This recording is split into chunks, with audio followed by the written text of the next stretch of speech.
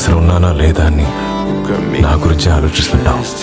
అక్కడ నా గురించి చాలా వినుంటావు Sita. I'm not a traitor. కనిపిస్తోంది. కన్నీళ్లతో ఈ ఉత్తరం తడిసిపోవటం కనిపిస్తోంది, వినిపిస్తోంది. నన్ను తిరిగి రమ్మనే నీ పిలుపు ఇంకా నన్ను మర్చిపో. ఎందుకంటే ఇది నువ్వు చదివే టైంకి నేను ఉండను.